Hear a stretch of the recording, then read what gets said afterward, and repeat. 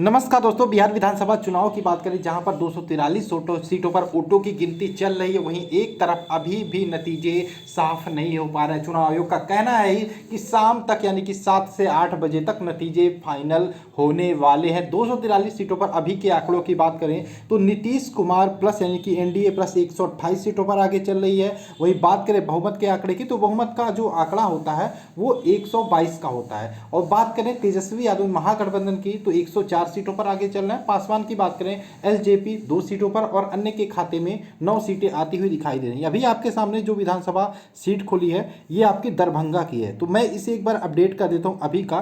तो दरभंगा का अगर जो हम अपडेट करके देखें तो दरभंगा मैं इसलिए बता रहा हूं क्योंकि जो दरभंगा का सीट है यहाँ से जो प्रत्याशी है आपका संजय सारंगी ये विजेता घोषित कर दी गए हैं। ठीक है, तो बिहार 243 सीटें जो नतीजे निकल के आए तो संजय सारंगी दरभंगा के पहले विजेता ये निकल कर आए हैं। तो दरभंगा वाली सीट फाइनल हो चुकी है, यहाँ से बीजेपी आपकी जीत चुकी है। अब आइए हम और सीटों के बारे में बात कर लेते हैं। सबसे पहले ढाका विधानसभा सीट के बारे में डिमांड आई थी आप लोगों के, तो ढाका विधानसभा सीट ये देखो इलेक्शन कमीशन का ये ऑफिशियल है, यहाँ पे कहीं भी कुछ भी इधर उधर नहीं होने वाला। तो ढाका विधानसभा सीट की बात करें यहाँ से बीजेपी 65,000 वोट लेके पहले स्थान पर है और इनको टक्कर दे रही है आरजेडी से फैसल रहमान जिनके खाते में 46,000 वोट जाते हुए दिखाई दे रहा है। और ढाका सीट जिस हिसाब से वोटों का ये गैप दिखाई दे रहा है यहाँ पे बीजेपी ये वाली सीट निकाल सकती है। और अगर जो हम देखें यहाँ पे ये हमारा डुमराव विधानसभा सीट की अगर जो हम बात करें तो डुमराव को अगर जो हम देखें तो अंजुम आरा जो जनता दल से यहाँ पे थी 22,000 वोट इनको मिले हैं और यहाँ पे कम्युनिस्ट पार्टी 35,000 वोटों से पहले स्थान पर है। और अजीत कुमार सिंह कम्युनिस्ट पार्टी से डुमराव विधानसभा सीट यहाँ पे ये निकाल सकते हैं सीपीआईएमएल से। ठीक है, बहुत इंपॉर्टेंट थी डुमराव विधानसभा सीट। गया टाउन की अगर जो हम बात करें तो गया टाउन का देख लेते हैं तो यहाँ पे कांग्रेस के खाते में 19,000 वोट जाते हुए दिख रहे हैं और यहाँ पे बीजेपी जो है उसके खाते में 30,000 वोट और गैप थोड़ा ज़्यादा है। और यहाँ पे प्रेम कुमार बीजेपी के गया टाउन विधानसभा सीट जो है वो जीतते हुए दिखाई दे सकते हैं। और अगर जो हम बात करें गोपालगंज जो विधानसभा सीट है गोपालगंज की देखें तो बीएसपी भी यहाँ से चुनाव लड़ी थी जिसके खाते में 19,000 वोट हैं। लेकिन जो बीजेपी है सुभाष सिंह जो चुनाव लड़ा 32,000 वोट इनके खाते में, यानी कि जो बीजेपी है वो चुनाव यहाँ पे जीत सकती है। ये आपका गोपालगंज विधानसभा सीट हो गया। हाजीपुर की डिमांड आ रही थी, तो आप लोग भी अपना विधानसभा सीट है मुझे कमेंट करके जरूर बताएं जिससे अगले वीडियो में मैं आपकी विधानसभा सीट का जो अभी जो नतीजा आ रहा है वो मैं बताऊँ। ठीक, अब हाजीपुर सीट की बात कर लेते हैं। यहाँ पे जो भारतीय जनता पार्टी के अवधेश हैं 84,000 वोट इनके खाते में आए हैं। वहीं पे इनको टक्कर दे रहे हैं देव कुमार चौरसिया आरजेडी के जिनके खाते में 80,000 है। ये टक्कर अभी कांटे की चल रही है, देखने वाली बात होगी अंतिम आंकड़े क्या होते हैं। लेकिन और अगर जो हम बात करें हसनपुर विधानसभा सीट बहुत इंपॉर्टेंट, यहाँ से तेज प्रताप यादव खुद चुनाव लड़ रहे हैं, पूर्व मंत्री और यहाँ पे तेजस्वी यादव के बड़े भाई ये राष्ट्रीय जनता दल पहले तो ये पीछे चल रहे थे लेकिन अभी ये 54,000 वोट इनके खाते में है और ये आगे चल रहा है किससे राजकुमार राय से जो बीजेपी के 43,000 वोट इनके खाते में है। यहाँ भी कह सकते हैं कांटे की टक्कर देखने को मिल रही है। अब यहाँ पे बात करें जमुई, हम जमुई देख लेते हैं जिसके बारे में बहुत सारी चीज़ें कही जा रही थी, जहाँ से श्रेयसी सिंह जो शूटर हैं ये बीजेपी में जाके बीजेपी से चुनाव लड़ रही हैं श्रेयसी सिंह। तो यहाँ पे देख सकते हैं श्रेयसी सिंह बीजेपी की 46,000 वोट इनके खाते में आई हैं और आरजेडी का जो उम्मीदवार है विजय प्रकाश इनके खाते में सिर्फ 20,000, यानी कि कह सकते हैं जमुई जो सीट है बीजेपी के खाते में जा सकता है। श्रेयसी सिंह यहाँ से चुनाव जीत सकती हैं। आगे हम बात कर लेते हैं कहलगांव विधानसभा सीट की, तो कहलगांव जो विधानसभा सीट है यहाँ पे आप देख सकते हैं बीजेपी के जो कैंडिडेट हैं इनके खाते में 56,000 वोटें गई हैं और कांग्रेस का जो उम्मीदवार है दूसरे स्थान पर 31,000 वोटों का गैप बहुत ज़्यादा, कह सकते हैं बीजेपी ये वाली सीट निकाल लेगी कहलगांव विधानसभा सीट की बात करें।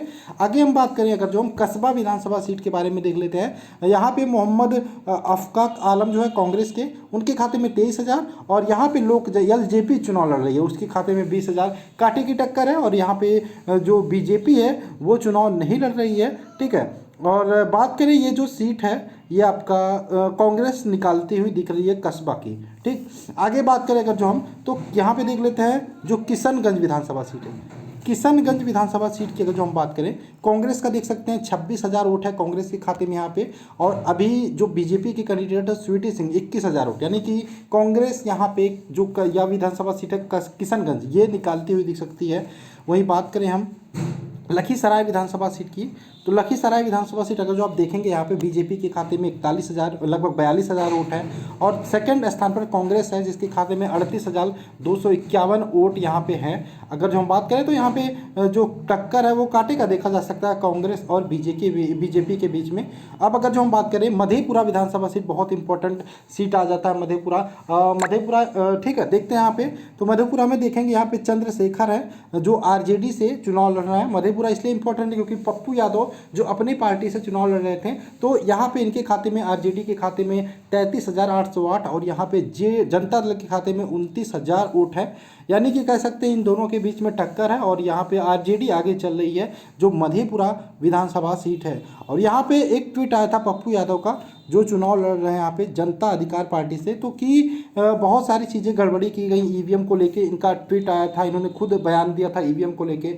महुआ विधानसभा सीट की बात करें तो महुआ विधानसभा सीट आप देख सकते हैं यहाँ पे कि जो जनता दल है उसके कैंडिडेट है आसमान परवीन, 22,000 वोट इनके खाते में, और यहाँ पे आरजेडी के जो कैंडिडेट है मुकेश कुमार, यहाँ पे उनके खाते में 27,000 वोट है। वहीं लोक जनशक्ति पार्टी यानी कि जो एलजेपी उसके खाते में 10,000, यानी कि यहाँ पे जो सीट है ये आपका आरजेडी के खाते में जाता हुआ दिखाई दे रहा है। अगर जो हम बात करें आगे तो हम यहाँ पे देख लेते हैं मोहनिया विधानसभा सीट की बात कर लेते हैं। मोहनिया भी बहुत सारे लोग कमेंट कर रहे थे, तो मोहनिया में देखेंगे 48,000 वोटों बीजेपी के खाते में आई है और 60,000 वोट आरजेडी के संगीता कुमारी यहाँ पे लीड कर रही हैं। मोहनिया विधानसभा सीट यहाँ पे आरजेडी निकाल सकता है। मुजफ्फरपुर की बात कर लेते हैं। मुजफ्फरपुर देख सकते हैं कांग्रेस के खाते में 37,000 वोट है और यहाँ पे बीजेपी इनको कड़ी टक्कर देते हुए लगभग 36,000 वोट, ठीक है, ज़्यादा नहीं वोटों का डिफरेंस है। यहाँ पे देखने वाला बात होगा कौन जीतता है चुनाव। ठीक, आगे बात करें हम नरकटियागंज की देख लेते हैं। नरकटियागंज देख सकते हैं यहाँ पे 33,000 वोट बीजेपी के खाते में आए हैं और कांग्रेस जो है वो सेकंड पोजीशन पे चल रही है, यहाँ पे बीजेपी आगे चल रही है नरकटियागंज में। आगे अगर जो हम देखते हैं तो नोखा विधानसभा सीट की बात कर लेते हैं, इसकी भी डिमांड आई थी, आप लोग कमेंट कर रहे थे।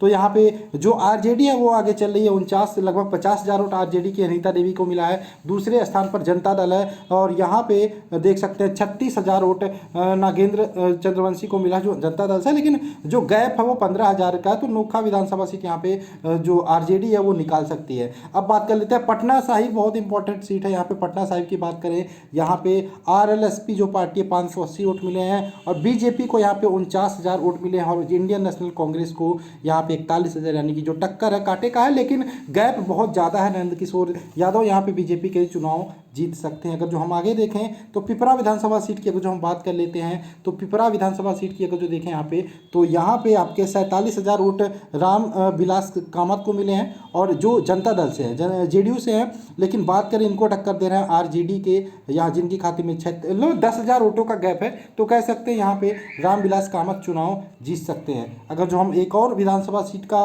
इसी वीडियो में देख लें तो राघोपुर की बात करें, जिसके बारे में इंपॉर्टेंट, यहाँ पे जो तेजस्वी यादव मुख्यमंत्री के कैंडिडेट खुद चुनाव लड़ रहे हैं, इनके खाते में लगभग 40,000 वोट आ गए हैं और इनको टक्कर दे रहे हैं भारतीय जनता पार्टी के सतीश कुमार, जिनके खाते में 29,000, यानी कि कह सकते हैं 10,000 से ज़्यादा वोटों का गैप है और यहाँ पे तेजस्वी यादव ये सीट आसानी से निकाल लेंगे, राघोपुर विधानसभा सीट। अगर जो हम बात करें रानीगंज विधानसभा सीट को देख लेते हैं और रक्सौल देख लेते हैं। ठीक है, रानीगंज की बात करें, यहाँ पे देख सकते हैं जो आरजेडी के कैंडिडेट हैं अविनाश मंगलम, ये 59,000 वोट इनके खाते में आए और जो जेडीयू के कैंडिडेट है 54, यानी कि यहाँ पे अविनाश मंगलम आरजेडी के बढ़त बनाए हुए हैं। अब हम रक्सौल एक और विधानसभा सीट का इसी वीडियो में देख लेते हैं, आगे हम नेक्स्ट वीडियो में देखेंगे।